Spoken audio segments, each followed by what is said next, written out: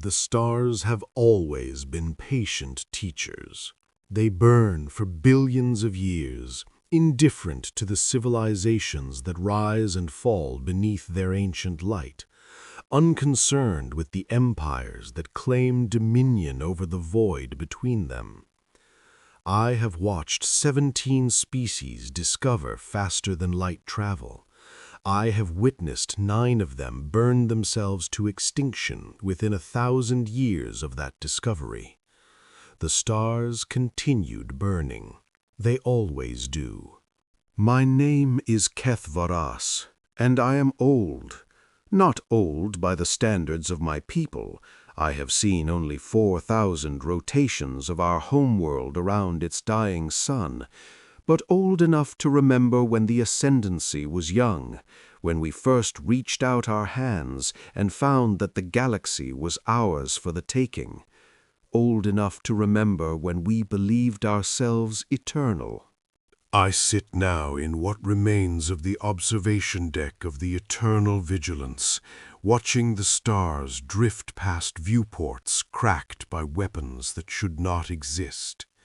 The ship groans around me, her bones broken, her heart flickering. She was the flagship of the 3rd Expeditionary Fleet once. Now she is a tomb drifting through the void, carrying the last survivors of a civilization that ruled 1,000 worlds. Ruled. Past tense. The word tastes like ash in my speaking mouth. The young ones ask me to tell them how it happened. They want to understand how the Ascendancy, the greatest power the galaxy had ever known, masters of technologies that bent space and time to our will, fell in less than a single generation. They want someone to blame. They want a villain, a mistake, a moment where everything went wrong that they can point to and say, "There, that is where we failed." But there was no single moment. There was only Earth, and by the time we understood what Earth truly was, it was already too late. I remember the first reports. Unremarkable, the analysts said. A small world orbiting an unremarkable star in an unremarkable arm of the galaxy.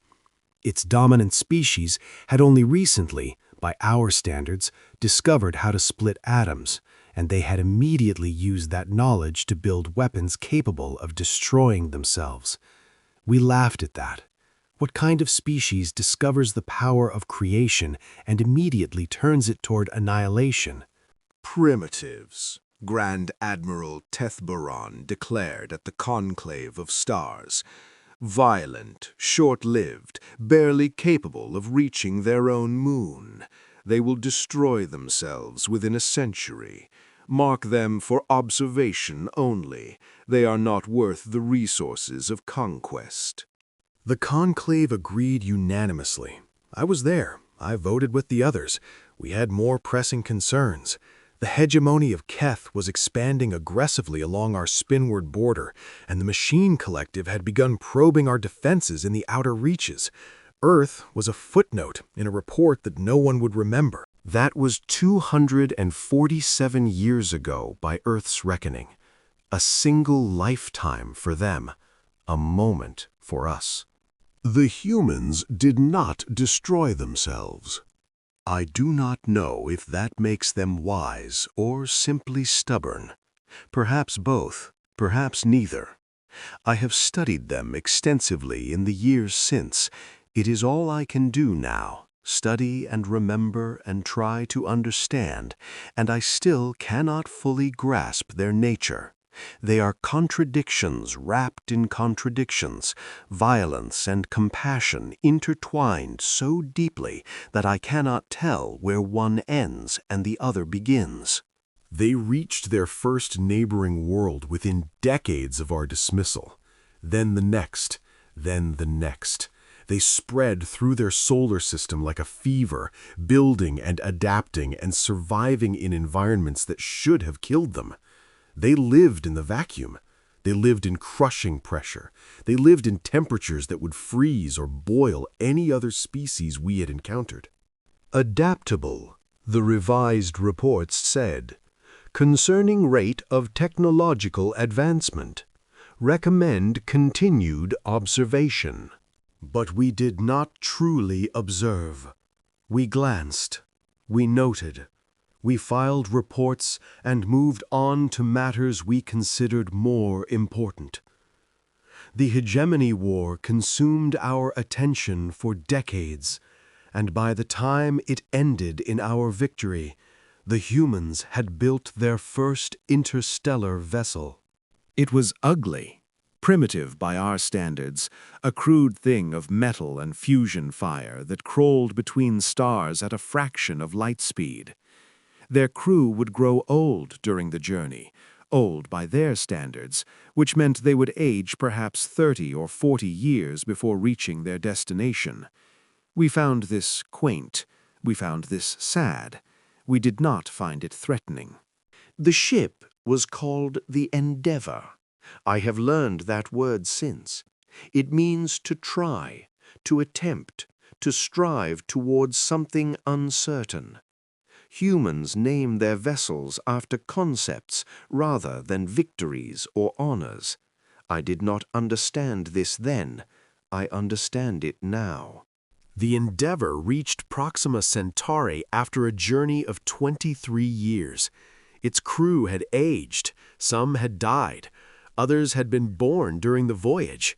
Imagine that, creating new life in the void between stars, raising children in a metal shell drifting through absolute nothing, teaching them to walk in artificial gravity and dream of worlds they had never seen. Insane.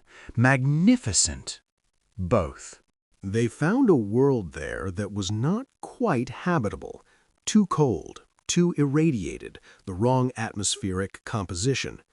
Any sensible species would have turned back, reported their findings, and spent centuries developing the technology to properly terraform such a hostile environment.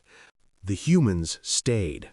They built domes. They modified themselves, subtle changes to their biology that allowed them to survive in conditions that would have killed their ancestors. Within 2 generations, Proxima Centauri b had a permanent population of 12,000 humans who considered that frozen, irradiated rock their home. We should have paid attention then. We did not. The first contact between humanity and the Ascendancy occurred in the Thethmora system 173 years ago. A patrol vessel encountered a human exploration ship, another crude thing, though somewhat more advanced than the Endeavor had been. The patrol commander, a young officer named Kesveth, followed standard protocols. She hailed the vessel, demanded identification, and informed the humans that they were trespassing in Ascendancy space. The human captain was polite. That is what Kesveth noted in her report, the detail that struck her as unusual enough to mention. He was polite. He apologized for the intrusion, explained that they were unaware of any territorial claims in this region, and asked if the Ascendancy would be willing to share navigational data to prevent future incidents. Kesveth found this amusing. She explained, with what I imagined was considerable condescension, that the Ascendancy did not share navigational data with primitives, that humanity was welcome to observe and to learn, but that they were not equals and should not expect to be treated as such. The human captain listened. He nodded. He thanked Kesveth for her time and asked if there was anything else. "Nothing," she said. "Return to your space. Do not trespass again." "Understood," the captain replied. "We'll find our own way." The recording ends there. Kesveth marked the encounter as routine and forgot about it. The human captain's name was James Chen. I have learned that name since. I have learned many human names since. They found their own way. Within 50 years, humanity had mapped more of the galaxy than we had shared with any other species. They did it without our help, without our data, without our permission. They sent probes and explorers into regions we had marked as too dangerous, too distant, too worthless to bother with. They found resources we had overlooked. They established outposts in systems we had ignored. And they kept being polite. That is the thing I cannot adequately explain to the young ones who ask how this happened. Humanity never threatened us. They never postured, never demanded, never warned us of consequences. They simply existed. They expanded. They adapted. They survived. And whenever we encountered them, they were polite. We mistook politeness for submission. We mistook restraint for weakness. We mistook patience for fear. I understand now that politeness was strategy, that restraint was choice, that patience was preparation. The war with the hegemony of Keth had weakened us more than we admitted, even to ourselves. The machine collectives probing attacks in the outer reaches had forced us to spread our fleets thin. And then the Devourers came. I do not know where the Devourers originated. Perhaps from the galactic core, where stars are born and die in configurations too alien for our understanding. Perhaps from outside the galaxy entirely, though such travel should be impossible by any physics we comprehend. Perhaps from somewhere worse, from the dark spaces between galaxies, where nothing should exist but somehow does. They appeared in the Kethvaran system without warning. No transition signatures, no energy spikes, no indication of arrival. One moment the system was empty, the next a fleet of vessels that dwarfed anything we had ever built hung in the void like a judgment. The Kethvaran system was home to 4 billion of my people. 12 worlds, each terraformed over millennia into perfect gardens of civilization. Libraries containing the accumulated knowledge of species long extinct. Temples where we contemplated the nature of existence. Cities that had stood for longer than humanity had possessed language. The Devourers consumed it all in 7 days. Not conquered, not destroyed, consumed. They broke our worlds apart and fed on the debris, on the matter itself, converting everything, stone and metal and flesh and memory, into energy for their incomprehensible purposes. 4 billion lives, 12 worlds, 7 days. The Grand Fleet responded. 40,000 vessels, the greatest concentration of military power the Ascendancy had ever assembled, armed with weapons that could crack planets and unmake stars. We fell upon the Devourers with all the fury and desperation of a people who understood for the first time that extinction was not merely possible, but imminent. The Battle of Kethvaran lasted 9 hours. When it ended, the Grand Fleet no longer existed. 37,000 vessels destroyed. 3,000 fled, scattered, broken. The Devourers did not pursue.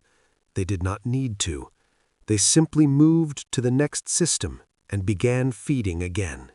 I was on the eternal vigilance during that battle. I watched from the observation deck as ships I had served on, vessels commanded by officers I had known for centuries, were torn apart by weapons we could not comprehend. I watched the death light bloom across the void, each flash 1,000 lives ending, and I understood that we were going to die. Not might die. Not could die, would die. The Devourers were inevitable, unstoppable, incomprehensible. They were the end of everything, and we had no answer for them. In the cycles that followed, the Ascendancy crumbled. System after system fell. The Devourers did not hurry. They did not need to. They fed on one world until it was gone, then moved to the next. We threw everything we had at them. New weapons, ancient technologies we had forbidden ourselves from using, alliances with species we had dismissed as enemies or primitives. Nothing worked. Nothing slowed them. Nothing mattered. By the time I found myself drifting in the eternal vigilance with 3,000 survivors, all that remained of the 3rd Expeditionary Fleet, the Ascendancy had lost 700 worlds. 700! I cannot make that number feel real, even now. Each world was a civilization unto itself, home to billions, rich with history and culture and dreams. Gone. All of them gone. We were not running toward anything. We were simply running away. The Devourers were behind us, always behind us, and ahead there was only more void, more emptiness, more slow death. And then we encountered the humans. The station was called Waypoint 7, a human designation, functional and unpoetic. It hung in orbit around a brown dwarf star in a system we had never bothered to name, a location so unremarkable that no one had ever claimed it. The station itself was similarly unimpressive, a collection of modules and docking bays assembled from salvaged materials, home to perhaps 15,000 humans. When the eternal vigilance limped into range, damaged and desperate, I expected them to turn us away, or to exploit our weakness, or to demand tribute for the privilege of their assistance. That is what we would have done, what any species with power over another would do. Instead, they opened their docking bays and began coordinating rescue operations before we even finished transmitting our distress signal. Attention, vessel in distress. This is Waypoint 7. We have you on approach. Medical teams are standing by. Please advise on casualties and critical systems status. The voice was calm, professional, warm in a way I did not understand. There was no fear in it, despite the fact that an Ascendancy warship, battered though it was, had just arrived unannounced in their space. There was no calculation, no hedging, no attempt to extract information before offering aid. They simply helped. I remember standing in the Eternal Vigilance's command center, listening to that transmission, and feeling something I had not felt in a very long time. It took me several moments to identify the emotion. Shame. We had treated these people as primitives. We had dismissed them, mocked them, denied them the basic dignity of acknowledgement. And now, in our hour of absolute desperation, they were offering aid without hesitation or condition. The docking process took several hours. Our ship was badly damaged, and the human station's bays were not designed for Ascendancy vessels.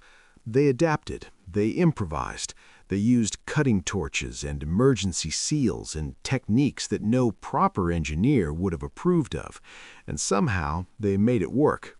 When the airlocks finally opened, I was among the first to cross into the human station. I told myself it was because I was the senior surviving officer and protocol demanded that I lead. The truth was simpler. I was curious. After all these years, after everything that had happened, I wanted to see these humans up close. I wanted to understand what we had dismissed for so long. The woman waiting on the other side of the airlock was not what I expected. She was smaller than I had imagined. Humans are small by our standards, fragile-looking, and she wore simple clothes without insignia or decoration.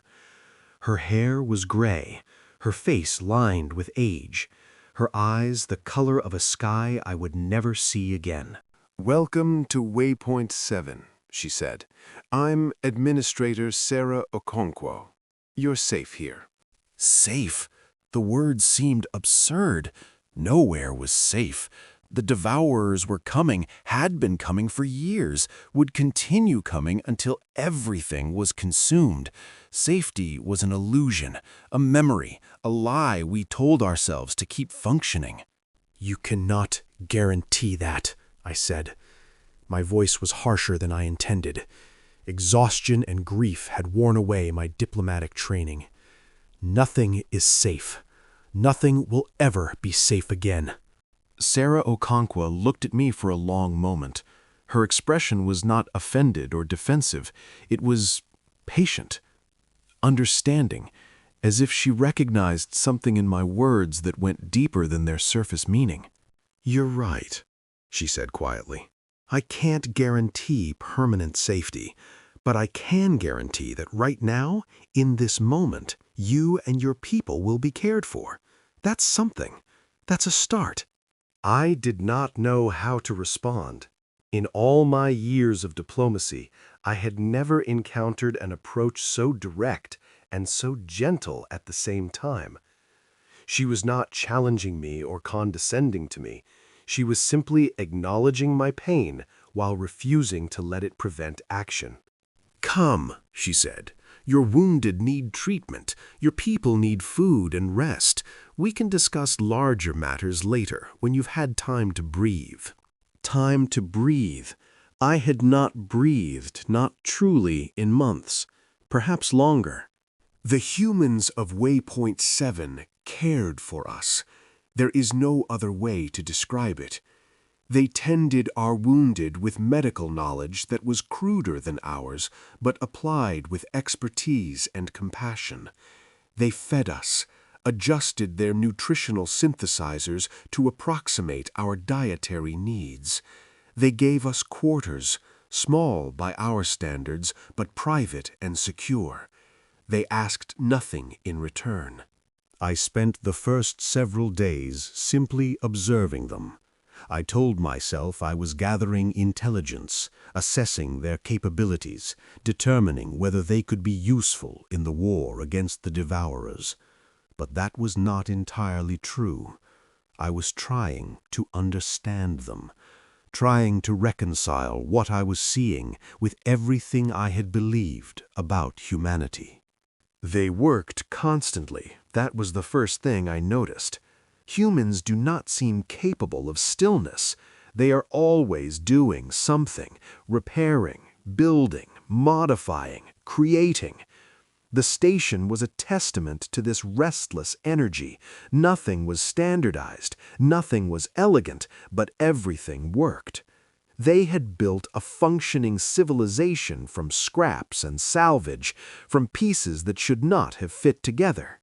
And they talked. Constantly, to each other, to us, to anyone who would listen. They asked questions, endless questions about our biology, our culture, our history, our technology, not demanding or intrusive, just curious, genuinely, insatiably curious. One of them, a young engineer named Marcus Webb, attached himself to our repair crews. He was fascinated by Ascendancy technology, by the way our drives folded space, by the crystalline matrices that powered our weapons. He asked questions I could not answer, not because the information was classified, but because I had never thought to wonder about the things he wondered about. "How did your people first discover the dimensional folding principle?" he asked one day while helping to repair a damaged conduit. "I do not know," I admitted. "It was developed thousands of years before my birth. The original researchers are long dead." "But surely there are records, historical documents? Someone must have written down the process of discovery, the failures and breakthroughs, the moments of inspiration." "If such records exist, they are in archives I have never accessed. We use the technology. We do not contemplate its origins." Marcus Webb looked at me with an expression I could not interpret. It was not quite pity, not quite disappointment, something more complicated. "That seems sad," he said finally, "to have something so miraculous and not wonder where it came from." I found myself defensive. though I could not articulate why. "We have many wonders. We cannot contemplate them all." No, I suppose not. He turned back to his work, connecting cables with practiced efficiency. But still, the wondering is half the joy, isn't it? I did not understand what he meant then. I think I do now. Administrator Okonkwo invited me to dine with her on the evening of our 4th day at the station. I accepted, partly out of diplomatic habit and partly out of genuine curiosity. She had extended the invitation personally, which suggested she wanted to discuss something beyond routine coordination. Her quarters were small but comfortable, decorated with objects I did not recognize. Images on the walls, photographs, I learned later, a human method of capturing light, plants growing in containers, a collection of worn books with physical pages, an absurdly primitive method of storing information that humans apparently still cherished. "I hope the accommodations have been acceptable," she said, pouring me a beverage that approximated our traditional drinking water. "We're not set up for ascendancy physiology, but we've been adapting." "Your hospitality has been unexpected," I said. "I must confess I did not anticipate such generosity from your people." She sat across from me, her hands wrapped around a cup of the bitter liquid humans seemed to favor. "Because we're primitives?" The directness startled me. I did not say that. "You didn't have to. We know how the Ascendancy viewed us. Views us still, perhaps." She took a sip, her expression unreadable. "Your people weren't subtle about your disdain." I should have deflected, should have offered diplomatic platitudes, smoothed over the awkwardness, maintained the fiction that no insult had ever occurred. But I was tired, so very tired.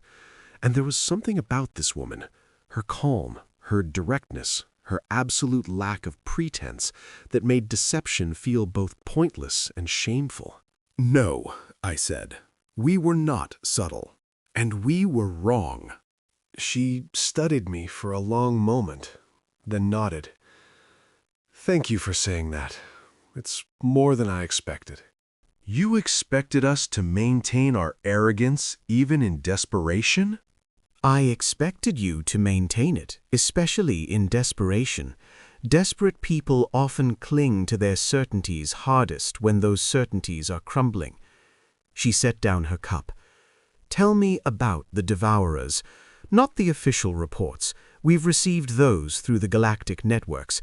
Tell me what you've seen, what you've felt." I did not want to speak of it.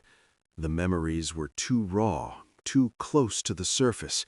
But she waited, patient and unhurried, and somehow her patience drew the words out of me. I told her about Keth Varan, about the Grand Fleet's destruction, about watching worlds I had known my entire life reduced to debris and then to nothing, about the faces of friends as their ships were torn apart, about the silence that followed the battles, about the slow, terrible realization that we were watching the end of everything we had built. She listened without interruption.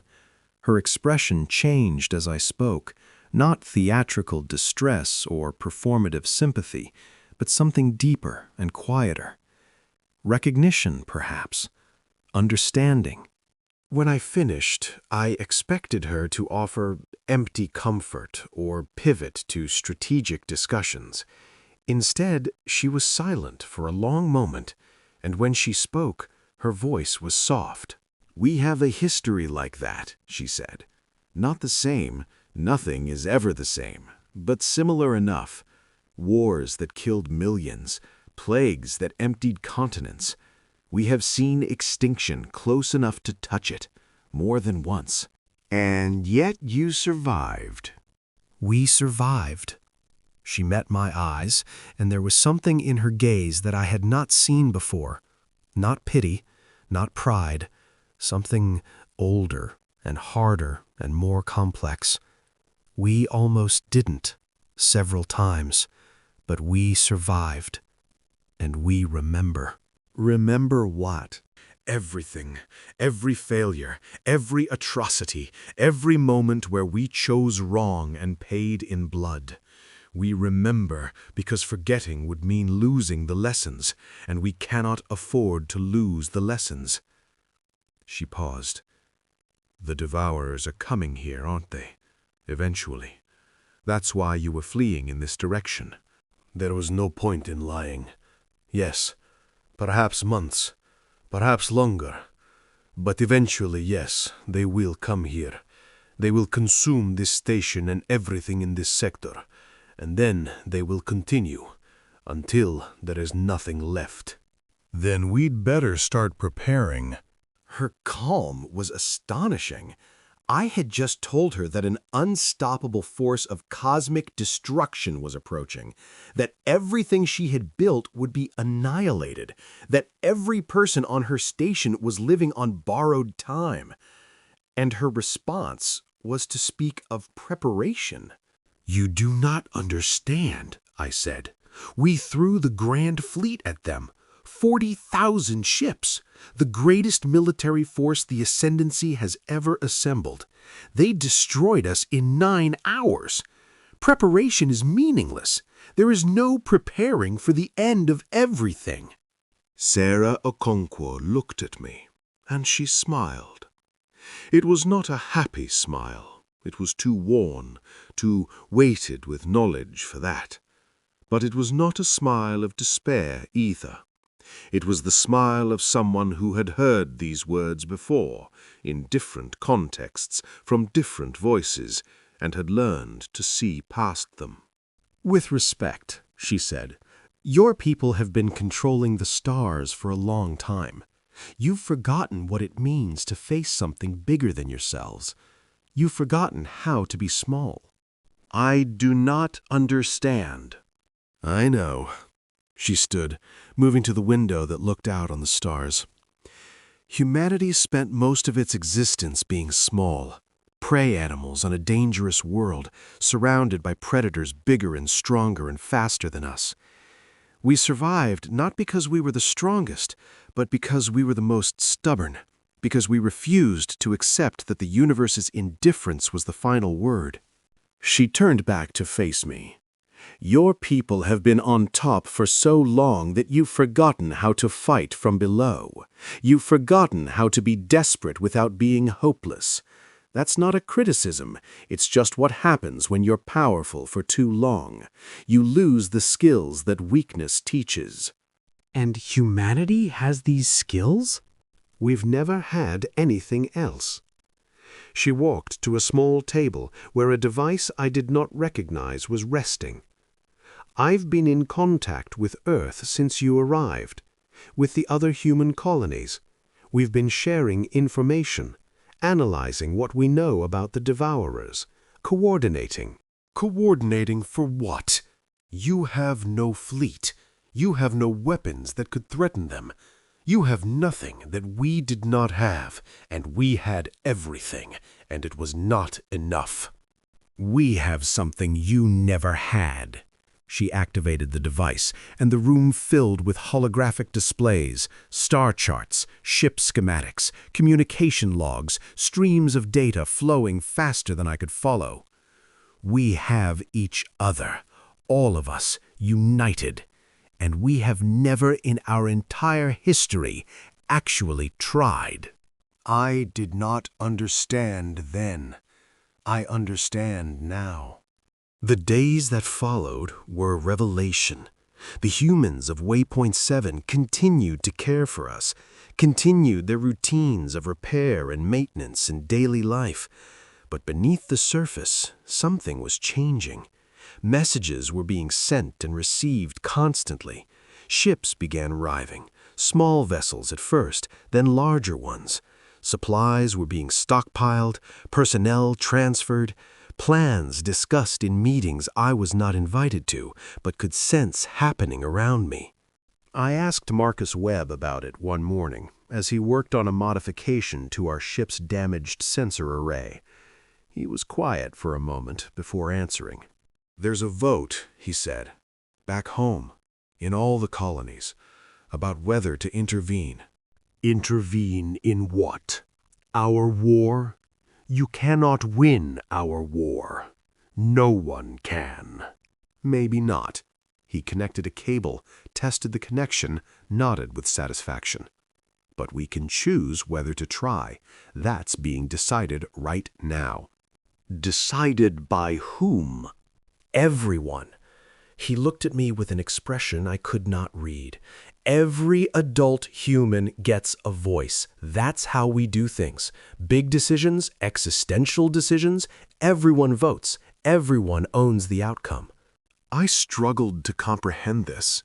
The Ascendancy was governed by councils and hierarchies, by appointed leaders and inherited positions. The idea that billions of individuals would each have an equal voice in a decision of this magnitude seemed absurd, chaotic, unworkable. How long does such a vote take?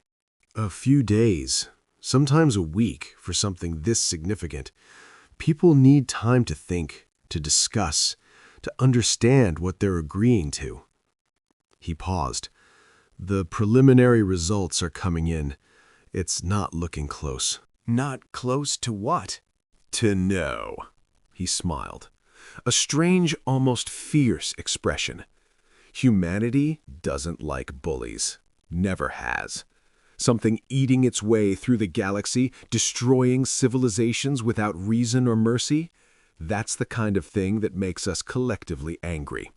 And you really don't want humanity collectively angry. I should have found this comforting. Instead, I found it unsettling. There was something in his voice, in his smile, that suggested depths I had not perceived, something that made me wonder if we had been wrong about humanity in more ways than we knew. The vote concluded 3 days later. Administrator Okonkwo delivered the results personally in a meeting that included myself and several of my senior officers. 97% in favor, she said. Total human civilization, every colony, every station, every ship, 97% voted to commit fully to the war against the Devourers. I stared at her. The number seemed impossible. 97%? How can any species achieve such consensus? We asked them to imagine what it would feel like to watch everything die and know we could have tried to stop it. Her voice was calm, but there was steel beneath it. We asked them to imagine explaining to their children why we chose to hide. That's not a future humanity is willing to accept. But what can you do? You have no fleet comparable to ours. Your technology is... I stopped myself, belatedly aware of how condescending my words sounded. Sarah Okonkwo smiled that strange, worn smile. Primitive? Yes. By your standards, our technology is crude. But here's something your people never understood about us. We're not trying to match your technology. We're not even trying to match the Devourers. We're doing something different. What? We're adapting. It's what we do. It's what we've always done. Every challenge we've ever faced, from ice ages to pandemics to nuclear war, we've faced by adapting faster than the threat could destroy us. The Devourers are new. The galaxy has never seen anything like them. But they're not more new than humanity's capacity to change. She activated a display showing a star map I did not recognize at first. Then I realized it was not a map of the galaxy as it currently existed. It was a projection, a plan. We've been watching the Devourers since you first encountered them, she said, studying their patterns, analyzing what you've shared and what we've observed independently. They're not random. They follow predictable consumption patterns based on energy density and material composition. They can be anticipated. We know this. We tried to use it against them. It did not help. You tried to use it defensively. You tried to protect your worlds by predicting which ones would be targeted next, but you never tried to use it offensively. Offensively how? They cannot be damaged by our weapons. That's true. She highlighted a series of points on the map, locations in deep space between the Devourer's current position and the core of human territory. But they can be delayed, distracted, led in directions that serve our purposes rather than theirs. I studied the map, trying to understand what she was showing me. The highlighted points were unremarkable: empty space, minor stellar bodies, worthless systems with no habitable worlds. You want to lead them? Where? There is nothing in those locations. There is now. She zoomed in on one of the points, and I saw it. A structure being assembled in the void, massive beyond anything I had seen humanity build. A construct of metal and light, glowing with energies I did not recognize. We've been building. For weeks, ever since we learned what was coming. Every human shipyard, every fabrication facility, every factory and every colony, we've been building. Building what? Bait, she said simply, and traps, and weapons of a kind the Devourers have never encountered, because while your people spent thousands of years refining your technology to perfection, we spent our short history learning to improvise, and now we're improvising on a scale we've never attempted before. I should have dismissed this as fantasy. The Devourers had consumed the greatest fleet in galactic history. They had unmade worlds with technologies that defied our understanding. What could humanity possibly improvise that would make a difference? But something in her voice made me hesitate. Something in the way she spoke, not boastful, not desperate, but calm and certain, made me wonder if perhaps there were possibilities I had not considered. What do you need from us? I asked. Everything you know about them, every observation, every sensor reading, every failed attack. We've been learning from your defeats, but there are gaps we cannot fill without direct information. And then? Then we fight. She met my eyes, and for a moment I saw something ancient in her gaze, something that had nothing to do with her gray hair and lined face. We fight, and we probably die, most of us anyway. But that's always been true. Every human who has ever lived has known they were going to die. It never stopped us from fighting for what mattered. I did not know how to respond. My people lived for thousands of years. We had forgotten what it meant to face mortality as an imminent reality rather than a distant abstraction. We had forgotten how to embrace the brevity of existence rather than flee from it. I will share everything we have, I said at last, all our records, all our observations, all our knowledge of the enemy. If there is even a possibility that you can succeed where we failed, you must have every advantage we can provide. Thank you. Sarah Okonkwo inclined her head, a gesture of respect that somehow felt more meaningful than any formal diplomatic acknowledgement I had ever received. Now, let me show you what we're planning. What she showed me over the following hours was impossible. It was insane. It was the most audacious, reckless, brilliant plan I had ever witnessed. Humanity was not trying to defeat the Devourers in a conventional sense.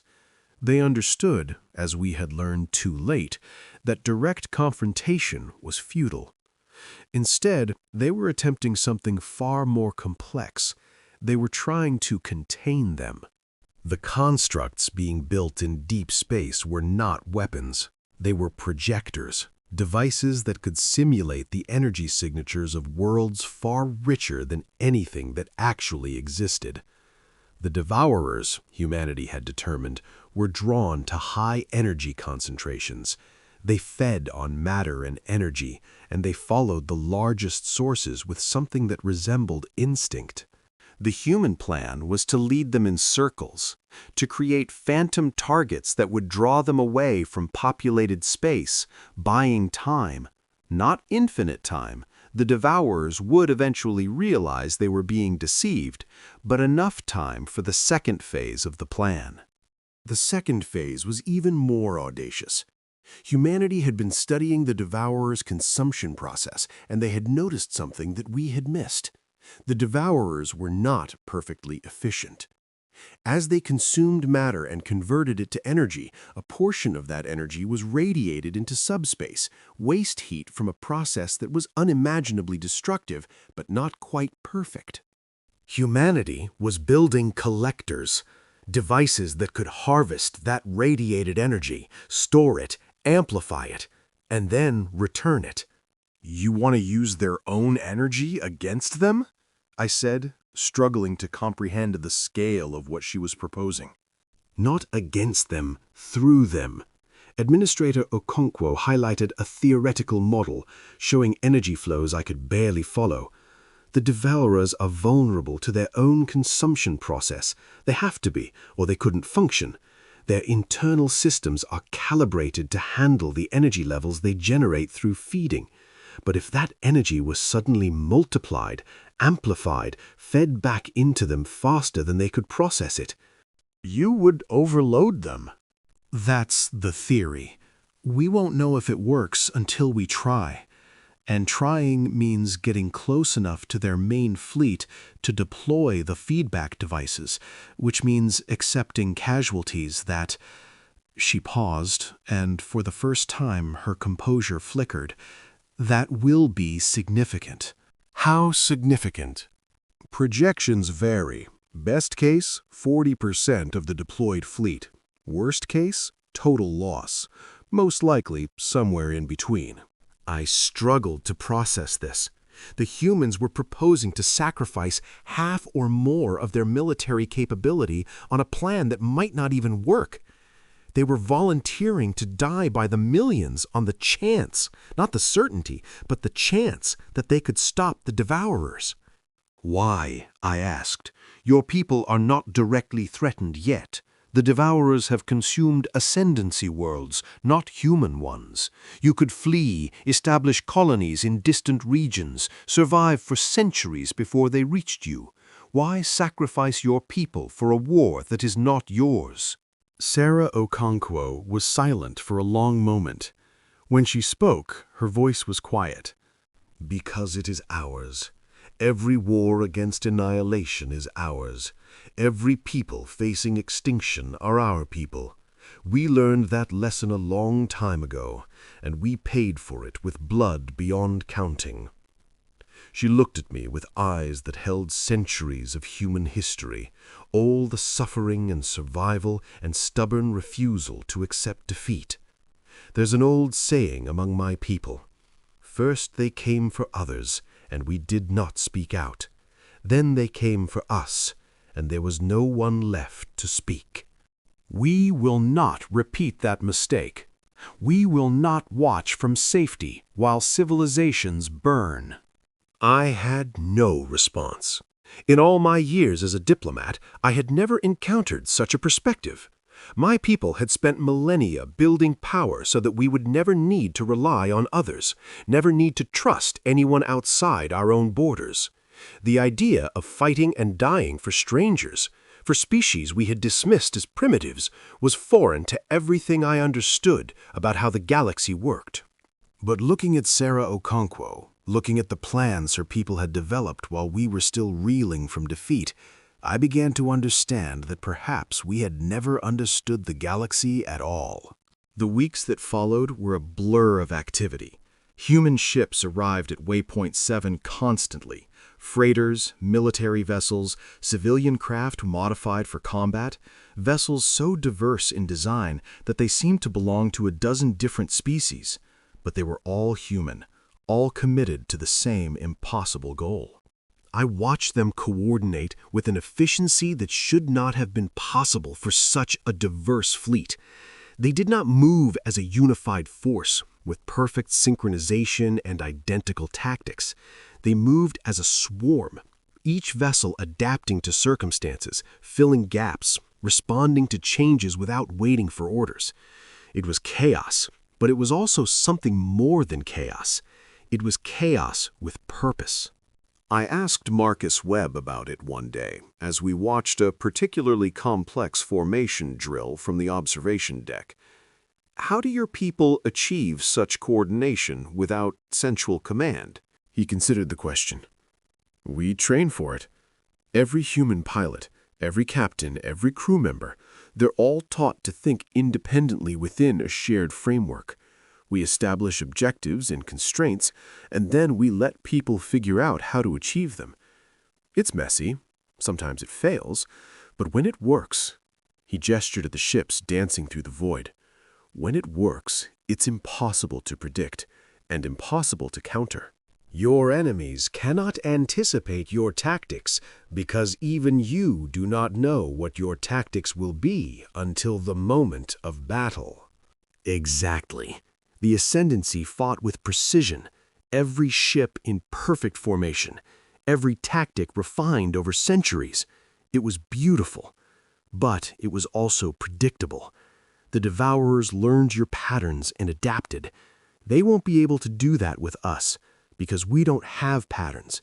We only have people making decisions as fast as they can, adapting to whatever they face.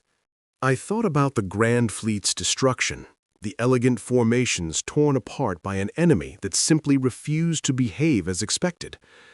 I thought about our centuries of military doctrine, our confidence that any problem could be solved through proper application of established principles.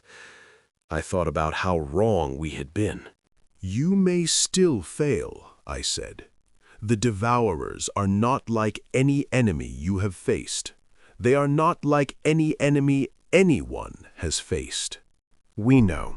Marcus's voice was calm, but beneath the calm I could hear something else. Not fear exactly, but a full awareness of what they were risking. We've never faced anything like this before, but we've never backed down from something just because we might fail. That's not who we are. And if you fail, if humanity is destroyed because you chose to fight instead of flee? He was quiet for a long moment, watching the ships. When he spoke, his voice was soft. Then at least we will have tried. At least we will have been ourselves until the end. There are worse ways to go. The first engagement came sooner than expected.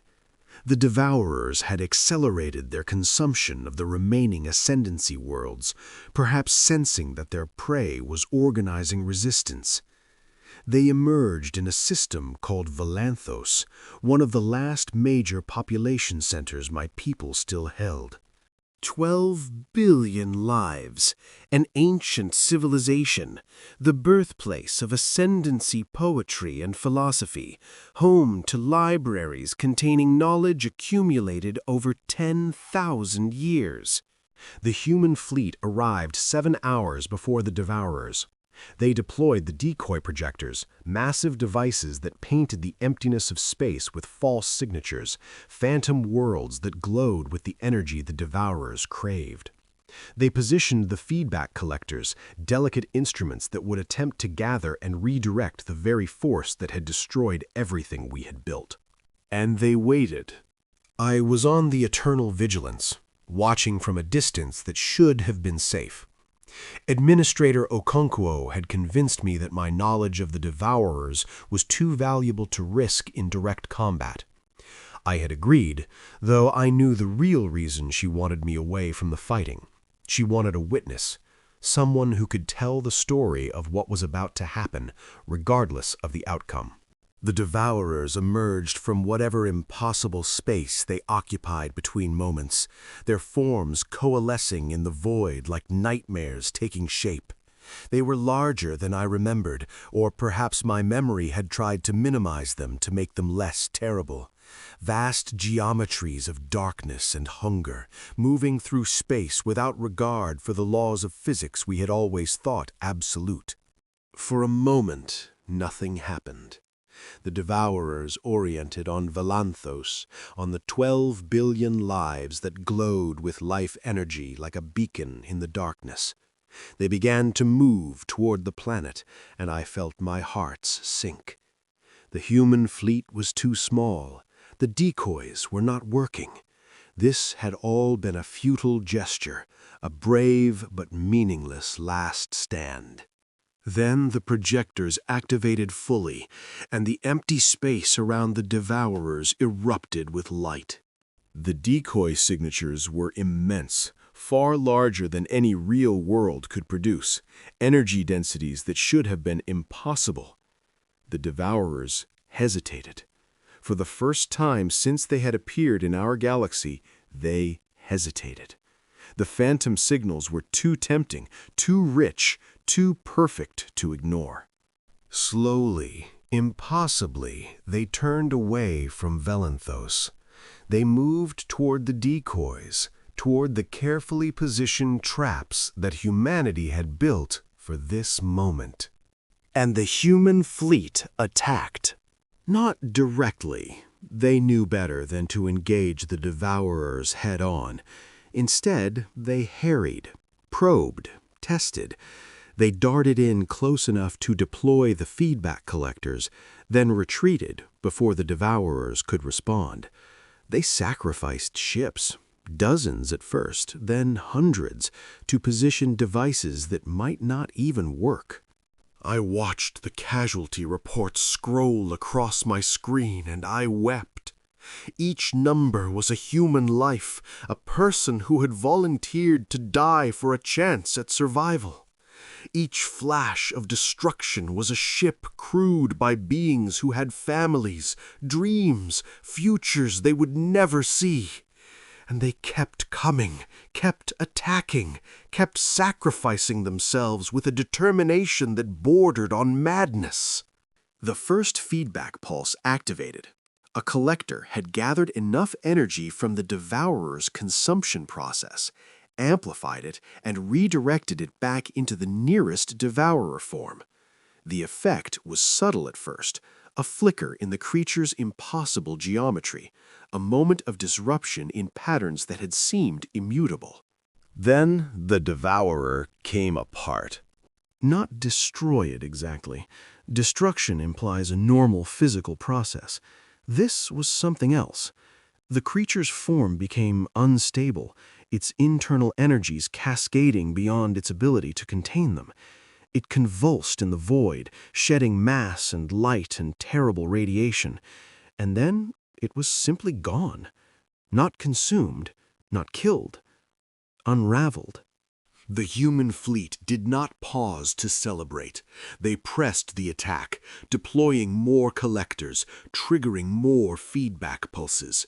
More Devourers fell into instability. More impossibilities were unmade by the impossibility of their own nature turned against them. But the cost, the terrible, terrible cost. The Battle of Valanthos lasted 6 hours. When it ended, the Devourer fleet had been reduced by half. Hundreds of the creatures that had seemed invincible now scattered as energy across the void. But the human fleet had paid dearly. Of the 12,000 vessels that had engaged, fewer than 5,000 remained. 7,000 ships, millions of humans. Gone. And they called it a victory. I remember Administrator Okonkwo's transmission, broadcast to all surviving vessels after the battle. Her voice was hoarse with grief, her eyes red, her composure barely maintained. "We lost many today," she said. "We will mourn them. We will remember them. But we also proved something that needed proving. They can be stopped. The Devourers are not gods. They are not absolute. They are a challenge, and humanity has never met a challenge we couldn't eventually overcome." She paused, gathering herself. "The war is not over. It has barely begun. But for the first time since this enemy appeared, there is hope. That is what our fallen bought with their lives." That is the victory we will carry forward. Hope. Such a small word for such a vast concept. I had forgotten what hope felt like. My people had lost it months ago, when the Grand Fleet fell and we understood that we were facing extinction. But watching the human fleet regroup, watching damaged ships receiving repairs, watching new vessels arriving to replace those that had been lost, I felt something I had not felt in a very long time. The war continued. The humans fought engagement after engagement, refining their tactics, improving their technology, accepting losses that would have broken any other species. They did not seem capable of accepting defeat. Every setback only made them more determined. Every sacrifice only strengthened their resolve. And slowly, impossibly, they began to win. The decoy strategy expanded. More projectors were built, more false signatures deployed, leading the Devourers in circles through empty space while humanity prepared its next moves. The feedback weapons were improved, made more efficient, capable of unraveling larger Devourers with fewer casualties. The swarm tactics evolved, becoming more sophisticated, more unpredictable, more devastating. Other species began to join. First, the remnants of the Ascendancy, my own people, contributing what little we had left to the cause that humanity had championed. Then others, the Machine Collective, the hegemony of Keth, even species we had never encountered before, who had heard of the war and chose to fight. Humanity welcomed them all, shared their knowledge freely, integrated their capabilities into the growing alliance. I asked Administrator Okonkwo about it, months into the war. Why do you share so freely? This technology is your advantage. Other species could use it against you after the war. She smiled, tired but genuine. The war comes first. If we hoard our knowledge and lose because of it, what was the point? And if we win, she shrugged, we'll deal with what comes after when after arrives. For now, every species that joins us is a species that isn't being consumed. That's enough. You trust easily, perhaps too easily. We trust, necessarily. There's a difference. She looked at me with those ancient eyes. You ask why we share. I ask why you hoarded for so long. Your people had thousands of years of knowledge, of technology, of wisdom. You could have uplifted a dozen species to your level. Instead, you kept them beneath you, controlled them, dismissed them, and when the Devourers came, you faced them alone. The criticism stung because it was true. The Ascendancy had prided itself on self-sufficiency, on superiority, on the conviction that we needed no one else, and we had been proven catastrophically wrong. We were arrogant, I admitted. We believed that power came from control, from keeping others dependent on us. We did not understand that true power comes from connection. Now you understand. It was not a question. Now you have a chance to do differently. When this is over, if we survive, the galaxy will need rebuilding. The question is whether you will rebuild the old way or learn from what has happened. I do not know. I am one voice. I cannot speak for my people. One voice is how every change begins. She reached out and touched my hand, a gesture of connection, of solidarity that crossed the vast gulf between our species. You are here. You are witnessing. When the time comes, your voice will matter. The final battle came in the space between stars, far from any world that could be damaged by the forces about to be unleashed. The remaining Devourers, still hundreds of them, still capable of consuming everything the galaxy had built, had been led there by the most complex decoy network ever constructed. false signals painted across light years of empty space, an intricate web of phantom energies that the Devourers could not resist. The Allied fleet was waiting, thousands of vessels from dozens of species united by humanity's leadership and humanity's impossible hope. At its core was the human contingent, reduced by months of war but still fighting, still adapting, still refusing to accept defeat. I watched from the observation deck of the Eternal Vigilance as the Devourers emerged. They were diminished, fewer than half their original number, but still terrifying, still vast beyond comprehension, still hungry. The battle began, and it was like nothing I had ever witnessed. The Allied fleet moved with a coordination that should not have been possible for such diverse forces, each species contributing its strengths, covering the other's weaknesses. The human swarm tactics had been taught to everyone, adapted to every ship type, every tactical tradition.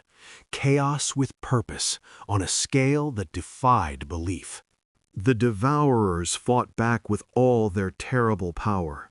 Ships died by the hundred. Fleets that had taken years to build were annihilated in moments. The cost was staggering, horrifying, almost too great to bear. But the feedback weapons fired again and again. Devourer after devourer came apart, unraveled by their own nature. The impossible geometry of their forms became unstable, and they ceased to exist in any meaningful sense. One by one, then by tens, then by hundreds. The battle lasted 3 days. When it ended, the Devourers were gone. Not defeated, not driven away, gone. The last of them had been unraveled, their forms dispersed across the void, their hunger silenced forever.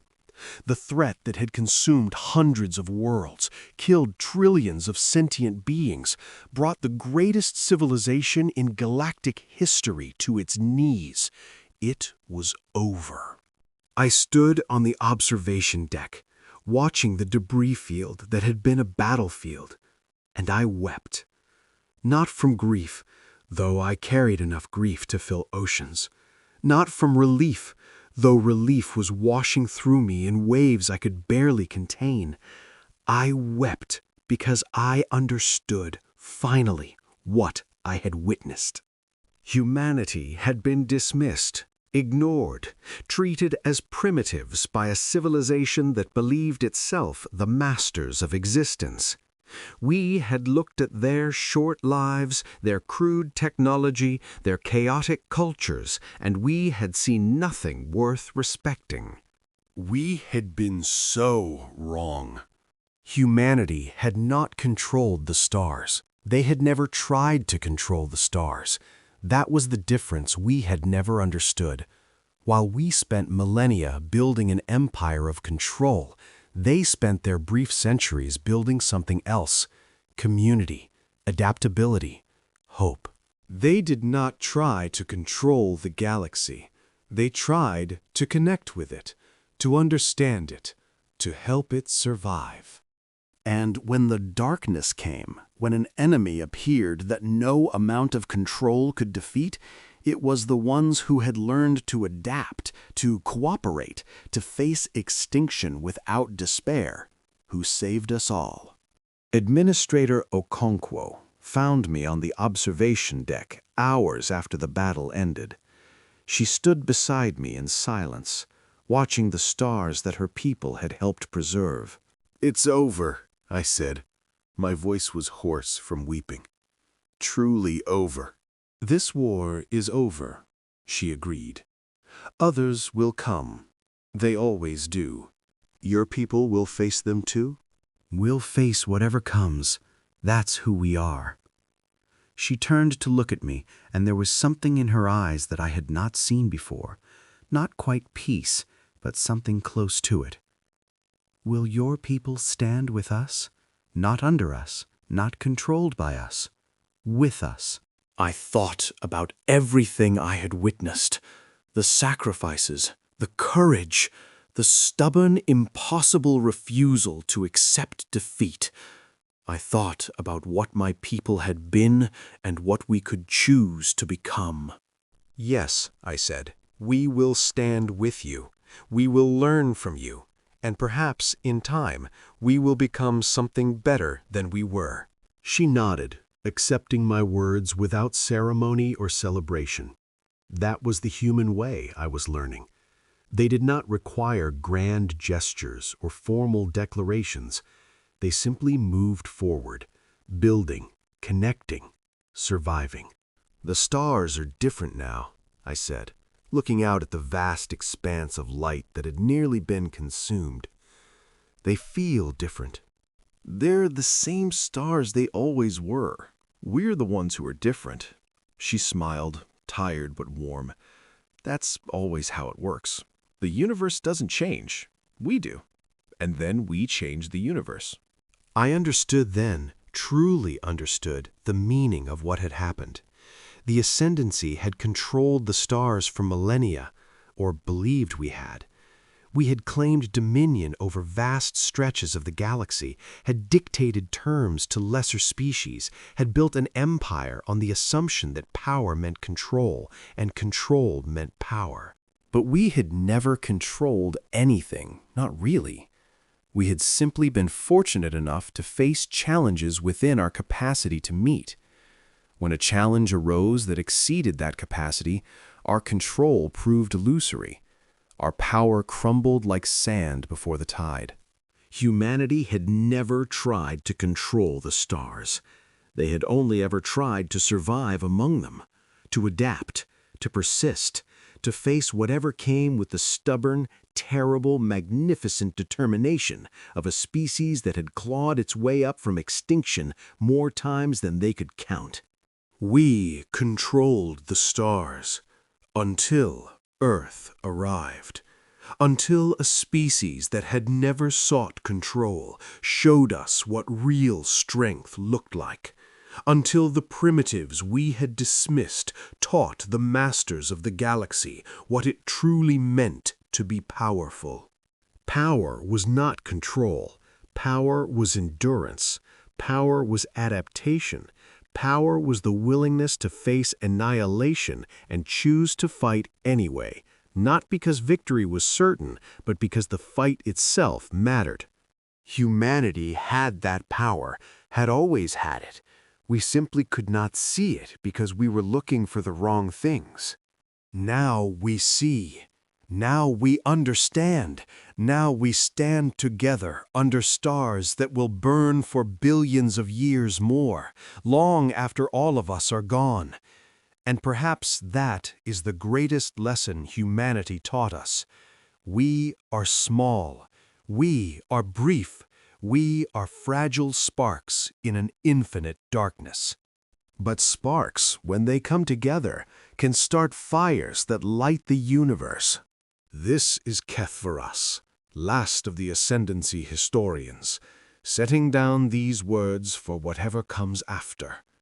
Let them remember what happened here. Let them remember that the mightiest empire in galactic history fell not to the devourers, but to its own arrogance. Let them remember that the species that saved us was one we had dismissed as primitive, short-lived, insignificant. Let them remember that we controlled the stars until Earth arrived. And let them be grateful, as I am grateful, that when the darkness came, humanity was there to remind us all what it truly means to shine.